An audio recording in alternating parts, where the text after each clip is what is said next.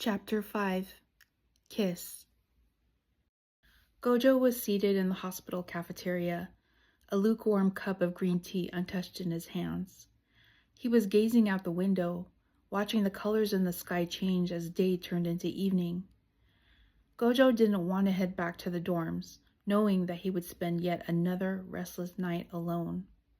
Before everything that happened at Haibara Village, Gojo and Geto had developed a special late-night pattern. Back then, Gojo had gotten used to pretending he was asleep, when really he was listening for a soft knock at his door. If there was a knock, it would be Geto, in a wrinkled t-shirt and thin baggy pajama pants, who was waiting on the other side. Gojo would get out of bed to let him in. The sight of Geto with his long black hair down, slightly covering his face, would bring warmth to Gojo's face. Geto would say something like, "I can't sleep." And that would mean he was having nightmares and didn't want to be alone but couldn't admit it. When these visits first started, he and Gojo would sit on Gojo's bed and talk, listen to music, read manga, eat snacks, watch TV, until they finally fell asleep. In the morning, Gojo usually woke up first, and Geto always slept with his face pressed into Gojo's shoulder. Gojo would remain as still as possible to draw out and revel in this affection that he craved so much before Geto would wake up and leave his side. He didn't know if Geto noticed how much Gojo always tried to touch him. Gojo was always poking Geto to tease him or pull at his hair to annoy him, shove him lightly while they were walking, anything to have an excuse to put his hands on Geto. Geto would always retaliate in kind, but Gojo hungered for any physical response he could get from him.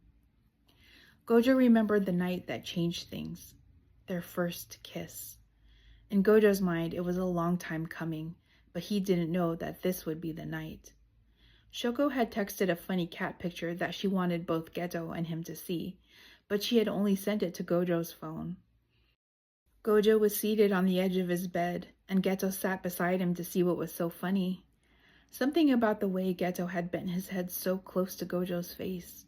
Something about the way Geto's freshly washed and damp hair had brushed against Gojo's cheek set Gojo off. He dropped his phone onto the floor and turned to Geto. Geto didn't even seem surprised. He lay back on the bed as Gojo hovered over him and pressed his body onto Geto's. Gojo propped himself up with one elbow and brought his other hand to Geto's face. He held his palm to Geto's cheek as he brought his lips to Geto's mouth. Their kiss was lingering and hungry.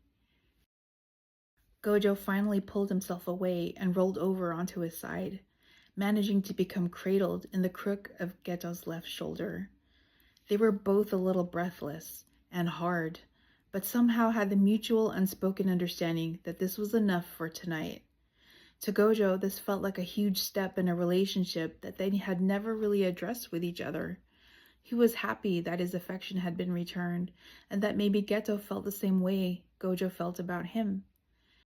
Gojo's memories were interrupted by a group of hospital staff coming into the cafeteria for their break. Their lively voices and laughter snapped Gojo back to the room.